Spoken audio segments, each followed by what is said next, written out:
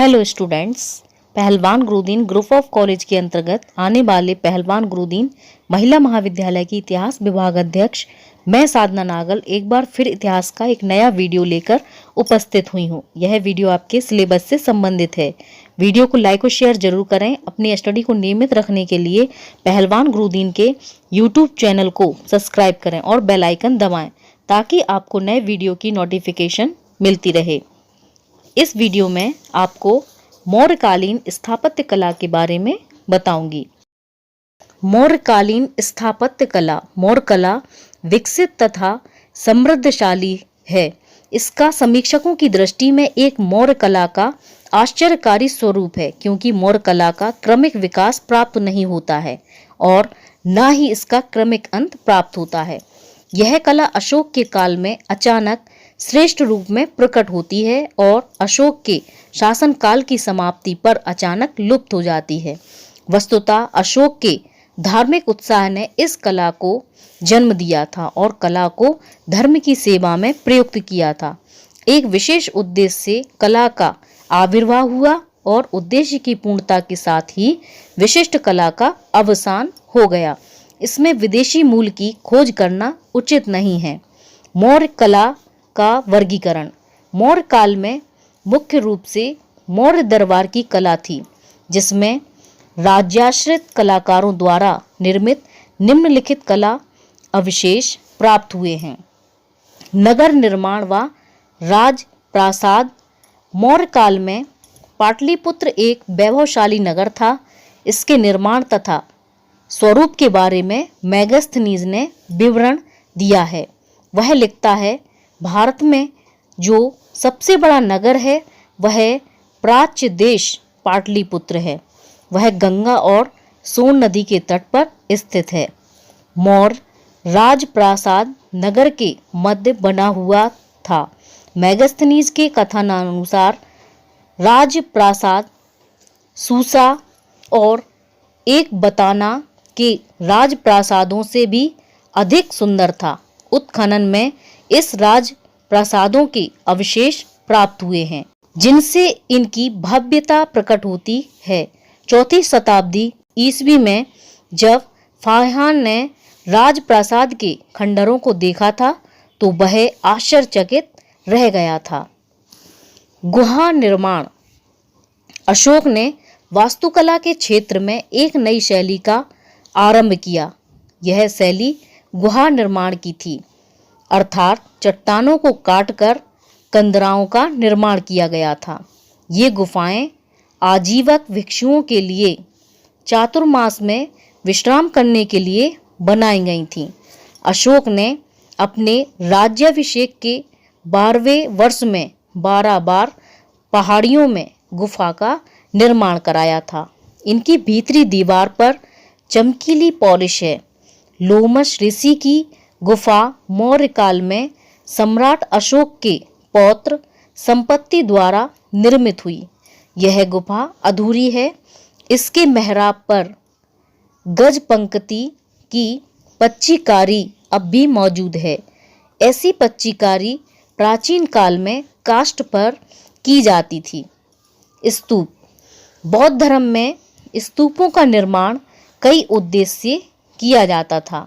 इनका निर्माण महात्मा बुद्ध तथा उनके प्रमुख अनुयायियों ने अवशेषों को सुरक्षित रखने के लिए बुद्ध के प्राचीन चिन्हों, उपयोग में लाई गई वस्तुओं के प्रति सम्मान प्रकट करने के लिए, बुद्ध के जीवन से संबंधित घटनाओं या स्थानों को पूजनीय बनाने के लिए या किसी दान के उपलक्ष्य में इनका निर्माण किया जाता था।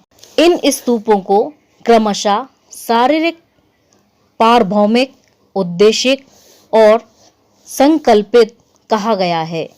अनुश्रुति के अनुसार अशोक ने 84 स्तूपों का निर्माण कराया था। अशोक द्वारा निर्मित 2 स्तूप प्राप्त हुए हैं। इनमें प्रथम सारनाथ का धर्मराज का स्तूप है और द्वितीय सांची का स्तूप है। सारनाथ स्तूप का अब केवल तल भाग अवशिष्ट है। यह स्तूप ईंटों का बनाया गया था। इसका व्यास लगभग 60 फीट रहा होगा। सांची का स्तूप सुरक्षित अवस्था में प्राप्त हुआ है। यह विशाल स्तूप है जिसका व्यास 100 फीट है। पूर्णावस्था में इसकी ऊंचाई 77 फीट के लगभग रही होगी। आज यह ऊंचाई 54 फीट है। स्तूप लाल रंग के बलुए पत्थर का बना हुआ है। अशोक के काल में मूल स्तूप ईंटों का बनाया गया था। शुंग काल में इसमें पाषाण, वेष्टनी तथा तोरणों का निर्माण किया गया है।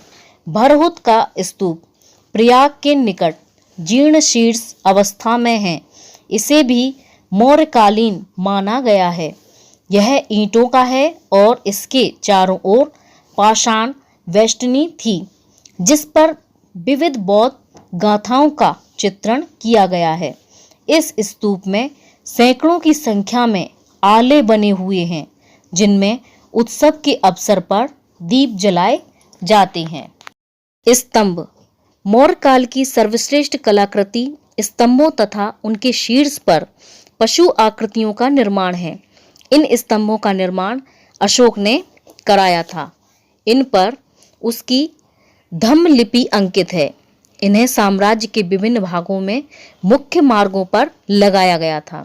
इनमें से जो स्तंभ आज दिल्ली, प्रयाग, लोरिया अराराज, लोरिया नंदनगढ़ तथा रामपुरवा में हैं, उन पर अशोक के मुख्य लेख उत्कीर्ण हैं। लुम्बिनी, सांची, सारनाथ, कौशाम्बी आदि स्थानों पर प्राप्त स्तंभों पर उनके लघु लेख प्राप्त होते हैं। इन स्तंभों की विशेषताएं निम्नलिखित हैं। ये स्तंभ एकाश्म हैं।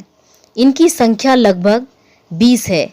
ये सभी चुनार के निकट पहाड़ियों को काटकर बनाए गए हैं जो बलुआ पत्थर के हैं।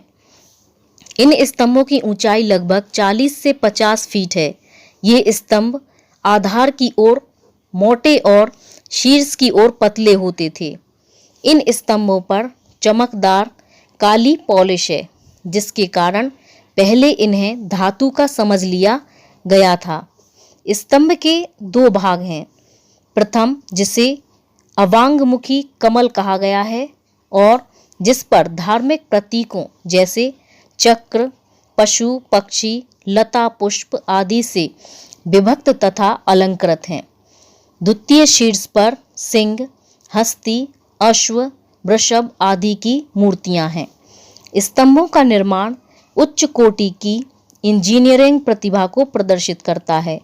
पहाड़ों से विशाल पाषाण खंड को काटा गया है और संपूर्ण सतह को अत्यंत बारीकी और परिशुद्धता के साथ तराशा गया है। पशु मूर्तियां घंटाकृति या अवांगमुखी कमल के ऊपर चौकी है जो वृत्ताकार या वर्गाकार है। चौकी पर शिखर के रूप में एक मुख्य पशु मूर्ति का निर्माण किया गया है। शिखर पर बनी मुख्य मूर्तियां सिंह, वृषभ, अश्व या हाथी की हैं। रामपुरवा के स्तंभ पर सिंह तथा संखीसा के स्तंभ पर हाथी की प्रतिमा मूर्तिकला के सुंदर उदाहरण हैं। लोरिया नंदनगढ़ पर सिंह, सांची तथा सारनाथ के स्तंभों के ऊपर एक साथ सिंहों की आकृतियां बनाई गई हैं। सबसे सुंदर और कलात्मक मूर्ति सारनाथ शिखर की है। इसमें 4 सिंहों की आकृतियां हैं जो पीठ सटाकर बैठे हैं। इन चारों सिंहों के ऊपर एक चक्र था जो बुद्ध के धर्म चक्र प्रवर्तन का प्रतीक था। यह टूट गया है। सिंहों की आकृतियां यथार्थवादी हैं। उनके पैरों की फूली हुई नसें उनकी शक्ति को प्रदर्शित करती हैं। कलाकार इस हिंसक प्राणी के चेहरे पर करुणा का भाव प्रदर्शित करने में सफल रहा है जो यह दर्शाता है कि धर्म चक्र के प्रभाव में सिंह जैसा हिंसक प्राणी हिंसा को त्याग कर करुणा के भाव से ओतप्रोत है। सिंहों के नीचे चौकी की पट्टिका पर छोटे चक्रों को बनाया गया है। उनके मध्य रिक्त स्थानों पर सिंह, हाथी, वृषभ और घोड़े की आकृतियां अंकित की गई हैं। इन आकृतियों में सजीवता और प्राणवान वास्तविकता है। यह अत्यंत विकसित कला का स्वरूप है।